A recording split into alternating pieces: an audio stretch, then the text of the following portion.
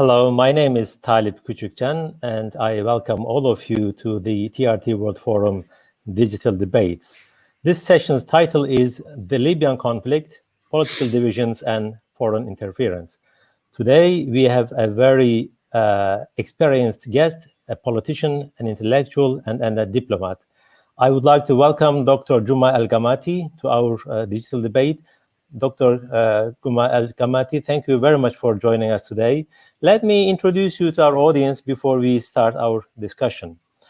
Guma El-Gamaty is the head of the Taghyeer Party in Libya. He is a special envoy of Libya's internationally recognized Government of National Accord for Prime Minister Fayez al-Sarraj to Maghreb countries. So he covers a number of countries. Also, he is a member of the UN-backed Libyan political dialogue process. So he is a well-experienced diplomat in that sense. He holds a PhD degree in political science from Westminster University, and previously El-Gamaty was the UK coordinator for National Transitional Council in Libya. I think he is the right person. Again, I welcome you to our program today, to the digital debates of TRT World Forum. Dr. Guma, I would like to start with a general question. That is, what is the strategic importance of Libya for other countries in the region, as well as for states who have actively intervened in the conflict? First of all, thank you very much, Talib, for inviting me. Thank you very much to TRT World Forum, and good evening to everybody who is watching or listening to us. It's my pleasure to be with you and share with you some very helpful and useful ideas about Libya and the Libya conflict, as Libya is very much in the news over the last few years. I think it's good to start with the importance of Libya and why there's so much interference, and there's so many countries who are interested in Libya, who are one way or another involved in Libya, either positively or negatively, who are either fueling the conflict in Libya or who are trying very hard to stabilize Libya and make sure that it's a country that is living with stability, peace, and can be conducive to regional and world peace as well. I think the importance of Libya has, or the strategic importance of Libya has many aspects. First of all, let's talk about geography. The location of Libya is very strategic. It is in North Africa. It is on the southern shores of the Mediterranean. Libya is a vast country. It has a huge area of 1,760,000 square kilometers. It is very close to southern Europe, on the other side of the Mediterranean, on the northern shores of the Mediterranean Sea. And it's also an important bridge between the east and the west of the Arab world, the eastern part and the Maghreb part. It's also a very important gate into Africa. So the location and the geography is very strategic, is very important. It's a location that is can allow Libya to play a crucial part in the geopolitics of the whole region, not just the Arab world, not just the Middle East and North Africa, but also in the Mediterranean basin and also in Africa as well. It can almost be a focal point for the east and west of the Arab world, for the north and the south, for Europe and Africa. So in that sense, Dr. Yes. Guma, can I intervene, because you touched upon a very important issue, especially when it comes to the security of Europe today, and also the immigration issue. Libya seems to be one of the key, I think, locations in terms of security and migration. Can you a little bit, explore these issues as far as the importance of Libya is concerned? Well, of course, yes. In terms of security, as I said, it's very close to southern Europe, and it's a gate into Africa. It's an important gate. It can impact the security of Europe and the security of the Middle East and North Africa directly, whether it is stable or unstable. Obviously, unstable Libya with lots of violence and lots of extremist groups like we have seen in the last few years, including terrorist groups like Daesh and Al-Qaeda and others, who, if they are active in Libya, they can directly threaten Southern Europe, they can threaten Middle East, North Africa, they can threaten deep sub-Saharan Africa and so on. So that's in terms of security. In terms of immigration, for example, Libya is found by millions of potential migrants who come from all over the world, but mostly from sub-Saharan Africa. They find Libya as the shortest route to get to Europe, and that's why they use Libya, and they come up to the northern shores of Libya, and then they try to cross the Mediterranean from there. However, it's important to remind everybody and to stress that Libya, for migration or immigration to Europe,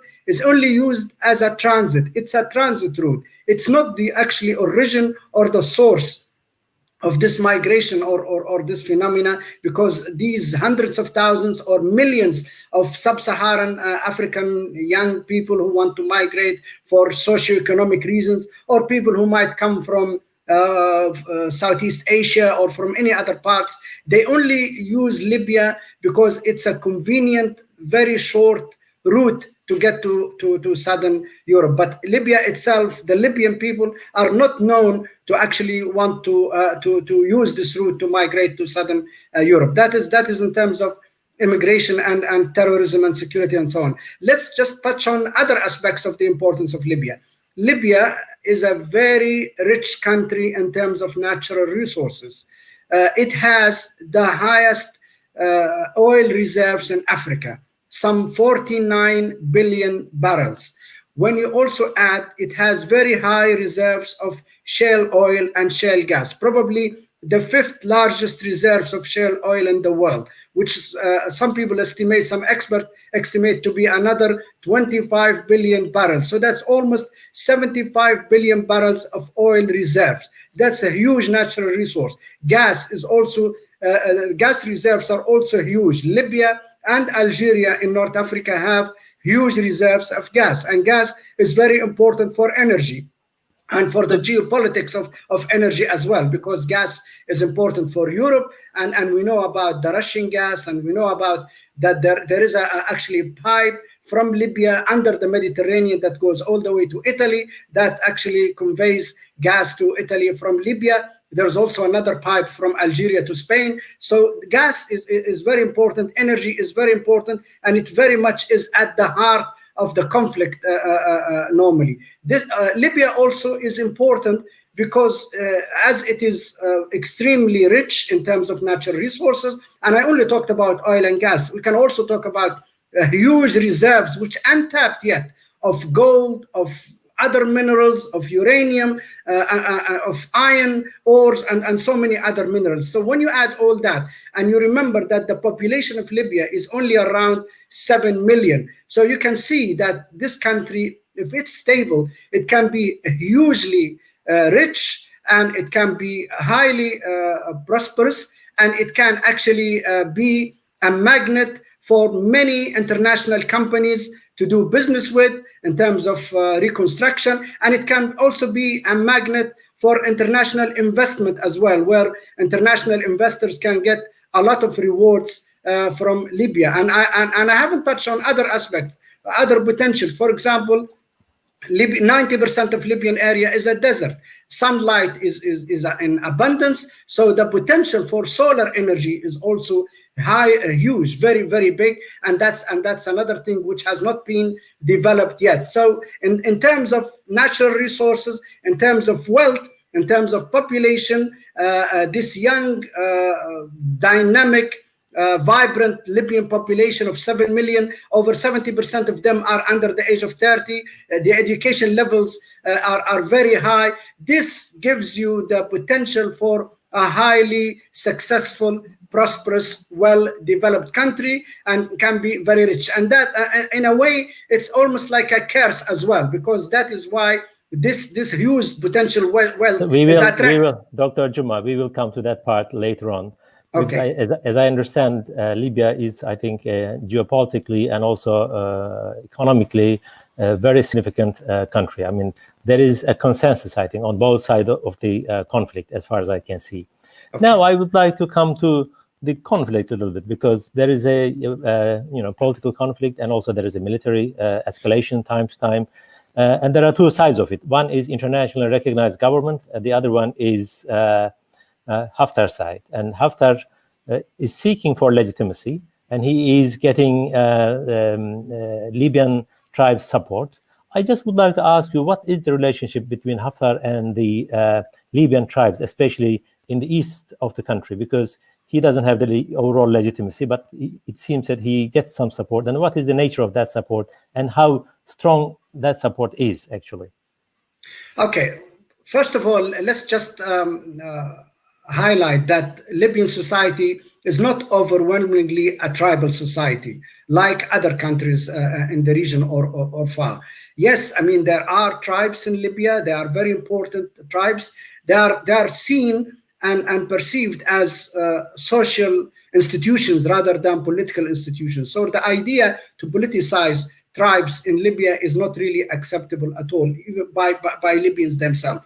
But the strength of tribes and the prevalence of tribes varies from one region to another. Major cities like Tripoli, like Benghazi, like Darna in the east, like Misrata, like Sabha in the south, like Zawiya, Garian, and others, they are not really tribal cities. They are more of urban civic cities, which have a lot of people who don't very much think about their tribal roots and links, but very much about their belonging to their state, their country, and their cities and neighborhoods and so on. But there are also tribal presence, especially in the east and in the south. And these tribes over the years have played a crucial part, especially socially. But sometimes they can also play a political part. Now, in terms of Haftar, he tried during 2012, 2013, he tried to gain some popular support in the west of Libya. He traveled around a lot. He held many meetings, and he tried to rally support behind his idea that he wanted to rebuild a strong army in Libya. Actually, that idea was just a slogan, just a banner for him to get support, to get as a vehicle to get to power. The ultimate aim for Haftar was always to get to absolute power. But because he failed in the West to rally any support whatsoever, early 2014, he moved to the East. Now, in the East, he started making contacts with very important tribes in the East who are quite powerful. We can name some of them, but anyway, but there are at least 6 or 7 or 10 tribes who are quite important and influential. Abeidat, Barasa, Hassa, Awagir, Magharba, and so on. So what he did is he went to the East and he started talking to the elders of these tribes, and he started to adopt a narrative that he is going to deliver stability in the East. He's going to fight terrorism. He's going to rebuild a strong army, and he's going to deliver to these people of these tribes. He's going to deliver to them security, stability, and prosperity. It's almost like offering them a transactional deal, where if you support me, if you give me your full support, I will give you this. So some of these tribes, they went along with that, especially in Benghazi, our tribe, because Benghazi in 2013, 2014 suffered a lot of violence, a lot of unknown, unresolved killings and assassinations and so on. So they actually went along with him, and they gave him this social support, this political support, and also gave him, more importantly, a lot of volunteers from their own sons to actually join Haftar and to fight with him. So this was the, if you like, the transaction. However, now 6 years on, Haftar, first of all, failed to stabilize Benghazi very quickly. It took him more than 4 years to take control of the city, which is the second largest city in Libya, a very important city, Benghazi. But it took him 4 years to take control of it after he destroyed almost half of the city, and after about 250,000 of its inhabitants were displaced. They had to run away to the west, to Tripoli, to Misrata, and other parts. And then so this was 2018 now we're talking about. And then actually even after he took control of Benghazi, he hasn't really delivered that security and stability and prosperity he promised these tribes. What he has achieved is that he caused hundreds and thousands, literally thousands and thousands of young men, especially from the east of Libya, to die for the campaign that Haftar was leading. Dr. Juma, it seems that he brought a lot of destruction, and also many people from those tribes, young men, lost their lives because of Haftar's, let's say, promises, undelivered promises. Now, what is their position now? Because it seems that the conflict is becoming more and more entrenched and more deeper. And the tribes in the eastern part of your country, Libya, I think will rethink the support that they provided so far. Exactly. So in a way, he has failed those tribes. He did not deliver them the security, stability, and prosperity he promised. Benghazi was still a violent city with lots of kidnappings, lots of killings, lots of injustices. The socio-economic conditions have not improved at all. Instead, thousands and thousands of young men from the east have died for the sake of Haftar's campaign. Not only that, Haftar kept changing the goalposts, kept changing the narrative, kept changing the goals. At the beginning, he said he was only fighting terrorism and wanting to rebuild a strong army. Later on, he changed all that and said he wanted to take over power. And this obviously was shown very clearly when he attacked Tripoli, which is about over 1,000 kilometers away from Benghazi, when he attacked Tripoli on 4th of April 2019, and he had to drag thousands of young men who are the sons of these tribes in the east. He had to drag them all the way to the west to Tripoli to fight, to take over Tripoli, to take over power. So the goal now is actually for Haftar to take over power and become the absolute ruler of Libya, and also for his sons to enjoy this power with him. And the people in the east have already seen over the last 6 years how Haftar's sons, who most of them were given high military ranks, were actually exhibiting and exercising wide-ranging powers, helping themselves to a lot of wealth, stealing money from banks, and involved in extortion and so on. So this is not exactly the ideal model which Haftar promised these people. It turned out to be a very harsh, nasty arrangement where Haftar and his sons and his cronies and his close tribal members or relatives were taken over power and helping themselves and accessing a lot of wealth and a lot of properties and a lot of money for themselves, not for the people of the east. So this is now all become very apparent, and this is now very clearly made the tribes of the east rethink their position, revise what they what happened over the last 6 years.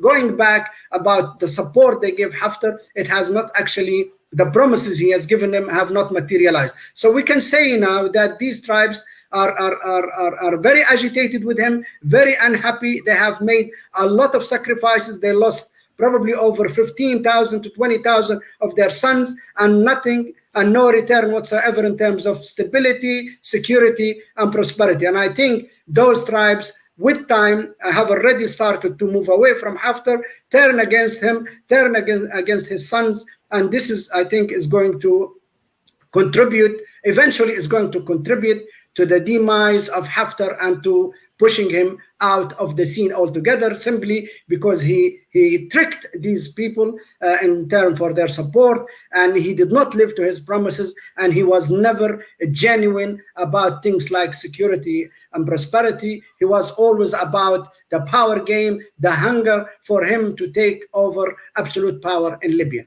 Okay, thank you. That was a very detailed, actually, description and analysis of the nature of the relationship between Haftar and the tribes in the eastern part of the country. Now, that brings us to the, let's say, fighting on the ground or the military competition. When we look at the news, there are two places, there are two strategically important places, as was reported in the media. One is Sirte, the other one is Al Jufra military base. Can you please tell us why these two places are important? Whoever controls these places will control what? Which sort of area, which sort of future of Libya? Okay, well, Sirte is a coastal town in the coast of Libya. It has a small population of about 60,000. It is also known and famous for being the hometown of Colonel Gaddafi and his tribe, the Gaddafi tribe. But it has other tribes as well, like Furjan and Warfella and so on. Sirte has got a big port on the north on the Mediterranean Sea. It has a big international airport. It has a huge military airbase called the Gardabiya Air Base. More importantly, Sirte is only about 220 kilometers east of Misrata and is only about 150 to 100 kilometers west of a very vital region called the Oil Crescent, where we have about 5 main seaports which are used to export Libyan oil. Probably 70 to 80% of Libyan oil is exported through this oil crescent, which is just east of Sirte and just before the city of Jdabiya. So this central region, if you like, this central coastal region from Sirte all the way to the oil crescent region is very vital, is very important. It's a hub. It's an access. It gives you access to the oil crescent ports. It gives you access to the oil fields in the south, in the deep Sahara as well, and it gives you access as well to the south of Libya. So in a way, it's like a vital junction. Whoever controls this region controls access to the east, to the south, and to the west of Libya, and also has access on the sea. So that is actually the importance of Sirte. It's almost like a link between the east and the west of Libya, although Sirte historically is part of the west of Libya, or what's known as the Tripolitania region. Now, Al-Jufra is some 220 kilometers southwest of Sirte, and it's about 300 kilometers deep into the south of the coastline. And Al-Jufra is an area made of 3 small towns, Hoon, Waddan, and Sokna, and another 4th little town called Al-Fugha. The total population of all the 3 or 4 of them is about 40,000, but the location of Al-Jufra is absolutely vital, because right in the heart of Libya, and Al-Jufra again has a huge military base, and it has a military airport, and it can be used as a civilian airport, and it has a very big administrative complex as well, very modern complex, which can be used for administrative purposes for government institutions to set up there. So the huge military base in Al-Jufra in Hoon is also a big one. It can be used for as an air base. It can be used for other military installations, and it's a vital military place. So that is, again, that is the importance of Al-Jufra. Also, Al-Jufra is, although it's about 300 kilometers from the coastline, it's only about another 300 kilometers to the south from Brak and the Shati area, and then Sabha. So in a way, it's a link between the coast, between the north and the south of Libya as well. So again, it's a crucial junction, and it's also very close to many oil fields in the deep heart of the Libyan desert as well. Dr. Juma, now I would like to move on to a little bit different theme subject. That is the countries that have some interest in the Libyan issue, either as a neighbor or as a partner or as a geopolitical, let's say, partnership. One is Egypt. Egypt is one of the important countries in the Mediterranean and also in North Africa. It's a big country demographically and also, I think, economically. And it's been reported that Egypt might intervene militarily in the Libyan issue on the Haftar side.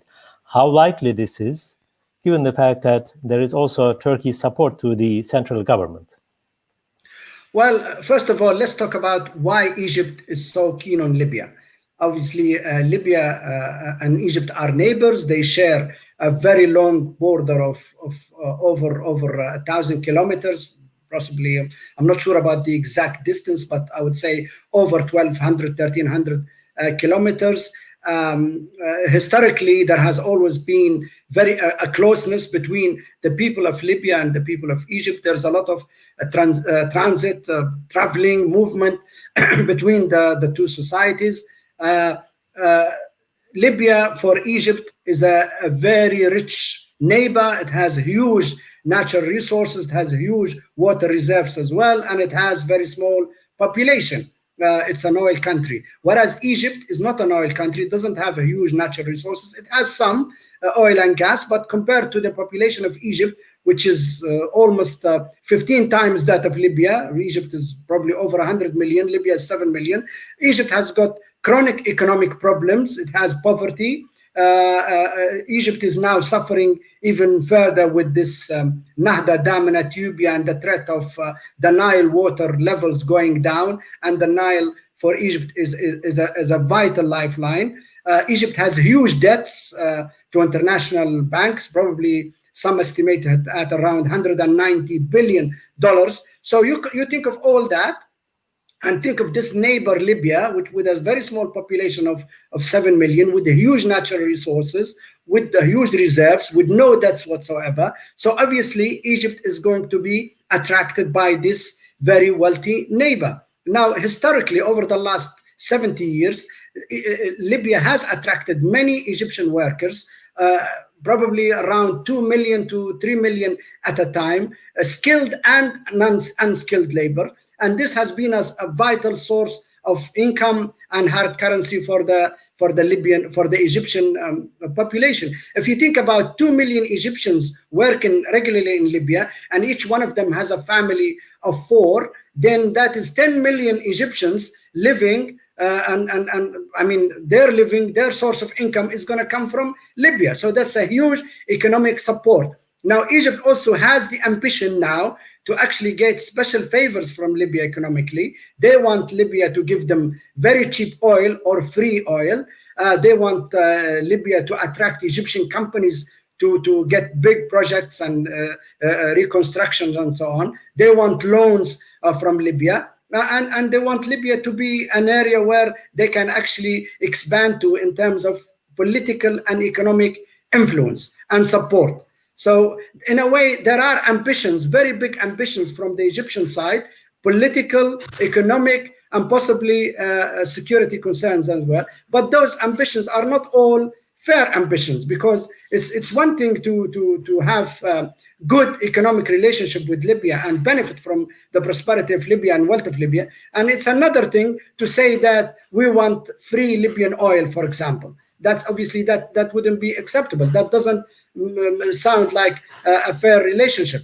So, but the Egyptian regime has also claimed that Libya is a threat for national security, a threat in terms of terrorism. This is really unfounded and hugely exaggerated and inflated, because Egypt has suffered from the threat of terrorism, but it has mainly come from the Sinai Desert and from within Egypt itself, from the south and the center of Egypt. Very few incidents where terrorists have moved from Libya into Egypt. Very few incidents where arms have moved from Libya into Egypt in the last few years, simply because Libya is unstable and the borderline has not been well protected. But if Libya is stable and the border lines are well protected, there should be no security threat from Libya to Egypt whatsoever. So this national security threat is hugely exaggerated and is used by the Egyptian regime as a premise and as an excuse to really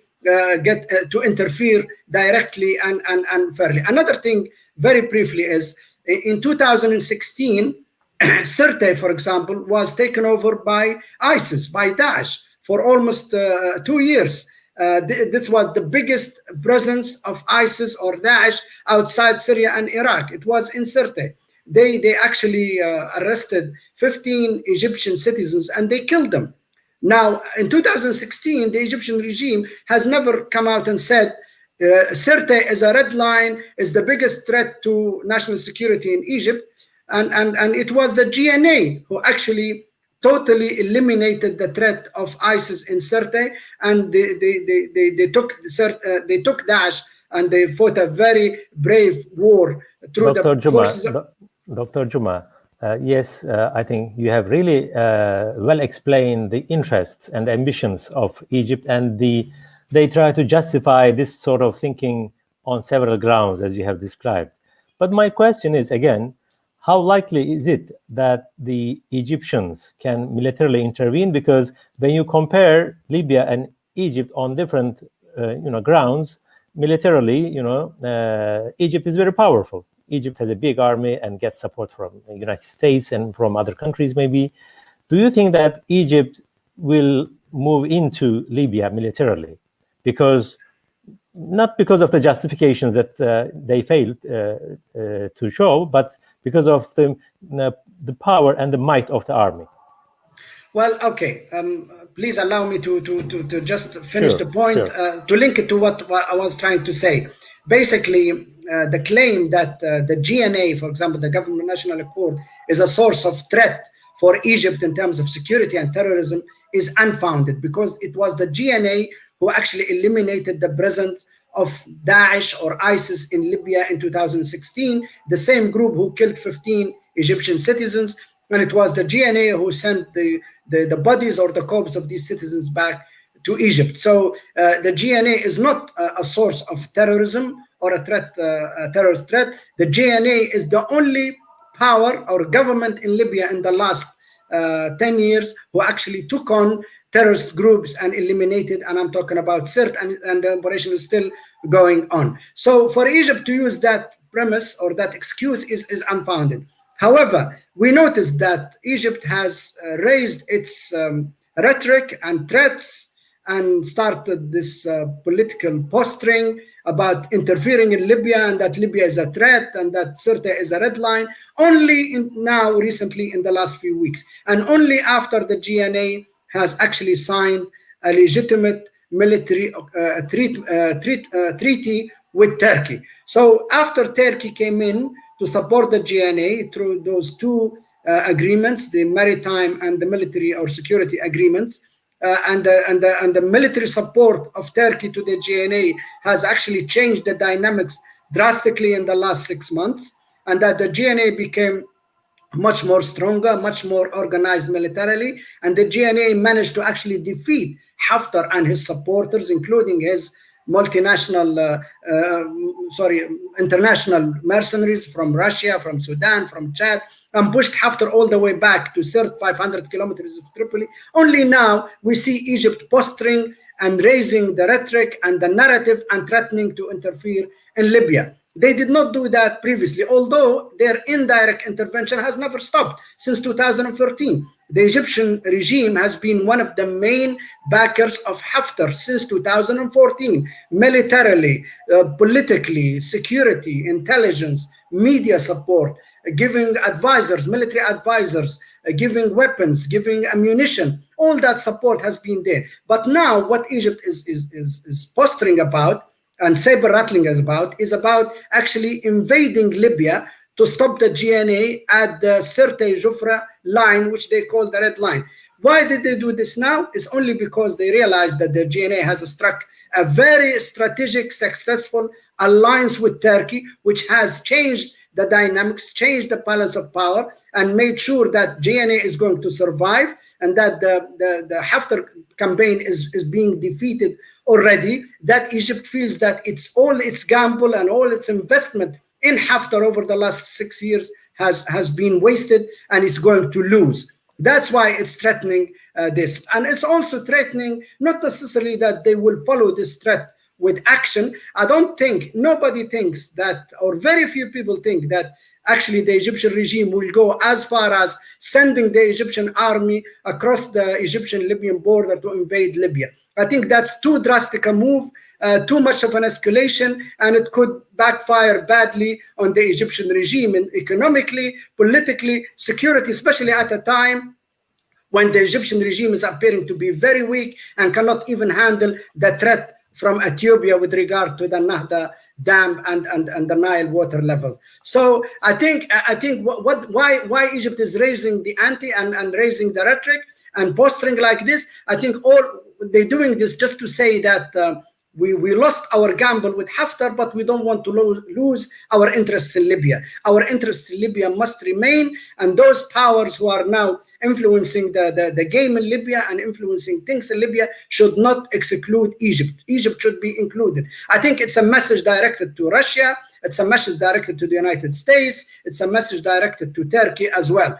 Can Egypt go all the way to invade Libya and be in direct confrontation with Turkey, with Turkish Air Force, with Turkish Navy, with Turkish technology? I don't think so. I think the Egyptian army and the Egyptian Air Force and the Egyptian Navy is no match whatsoever to Turkey, the second strongest and largest army in NATO. Turkey, which manufactures its own highly sophisticated military technology in terms of drones and other things. So I think it's more of posturing and to saying that Egypt should not be marginalized, should not lose out totally in Libya, especially after Russia has come in big time on the side of Haftar and is now dictating things. And in a way, Russia has moved Egypt out and replaced Egypt. Dr. Juma, I was going to ask a question about not only Russia, but other countries as well, because you have said that Haftar had losses in the west of the country. And what would be the position or the rethinking of the countries? Like Egypt was one of the supporters of the Haftar. Russia, France, United Arab Emirates, these were also supporting Haftar. What would be their position now, given the fact that now Haftar's forces are losing on the ground, especially in the west of the country? Well, I think their position now is try to salvage whatever they can. The original goal of Haftar taking over power, taking over Tripoli and controlling all of Libya with its wealth and resources, so that then the backers of Haftar like Russia, France, Egypt and the Emiratis can enjoy all the benefits and all the interests and all the wealth of Libya through Haftar. That model, that gamble, I think has failed totally now. So what they're trying to do now is to salvage whatever they can. So Russia has come in a big way militarily through the Wagner mercenaries, probably 2,000 of them or more. They are also bringing in thousands and thousands of mercenaries from Syria. They are entrenching their positions around Sirte and Al-Jufra and the Oil Crescent. And what Russia is saying that if you want to resolve the Libyan conflict, you have to negotiate with us. And if you negotiate with us, we have certain claims and certain demands and certain interests that need to be met. Russian interests vary from at least some economic interests, which are well known, into the energy sector, some old debts and some new ambitions for new contracts, and all the way to the maximum interest that they could gain is to have a permanent military presence in Libya, which would be hugely strategic for Russia, because Russia only had military presence in Syria for tens of years around the Mediterranean basin. To have a military presence in Libya, that will directly threaten Southern Europe and will make Russia much more influential and stronger against Europe and the NATO group. But I don't think NATO and the United States and other countries will allow Russia to have this military presence in Libya. So that's in terms of Russia.